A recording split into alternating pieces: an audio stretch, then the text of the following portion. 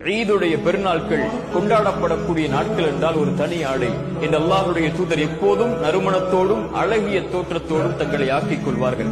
அல்லாஹுடைய தூதருடைய சபைக்கு ஒரு மனிதர் வருகிறார். அவருடைய ஆடை கிழிந்திருக்கிறது. ரசூலுல்லாஹி ஸல்லல்லாஹு அலைஹி வஸல்லம் கேட்டார்கள், தோழரே, உனக்கு செல்வம் இல்லையா?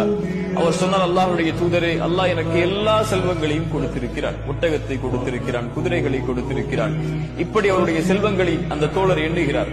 அல்லாஹுடைய தூதர் ஸல்லல்லாஹு அலைஹி வஸல்லம் சொன்னார்கள், தோழரே, அல்லாஹ் உனக்கு செல்வத்தை கொடுத்திருந்தால் அவனுடைய அருளை உங்களுடைய தோற்றம் வாயிலாக நீங்கள் வெளிப்படுத்த வேண்டாமா? சுப்ஹானல்லாஹ். அல்லாஹ் உங்களுக்கு ஒரு அருள்கொடையை கொடுத்திருந்தால் செல்வத்தில், ஆடையில், அல்லாஹ் உங்களுக்கு இந்த உலக விஷயத்தில் பயன்படுத்தக்கூடிய விஷயங்களில் அதை வெளிப்படுத்துங்கள் கண்ணியத்தோடு தோழரே என்று அல்லாஹுடைய தூதர் ஸல்லல்லாஹு அலைஹி வஸல்லம் சொன்னார்கள்.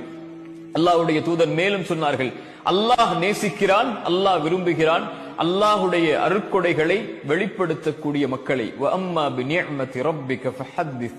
குர்ஆன் சொல்லுகிறது, அல்லாஹுடைய அருட்கொடைகளை வெளிப்படுத்துங்கள், அல்லாஹுடைய அருட்கொடைகளை பேசுங்கள். அத்தஹத்துஸ் பிநிஅமத்தில்லாஹி ஷுக்ர். அல்லாஹ்வுடைய அருட்கொடைகளை பேசுவது நன்றி என்று அல்லாஹுடைய தூதர் ஸல்லல்லாஹு அலைஹி வஸல்லம் அவர்கள் சொன்னார்கள்.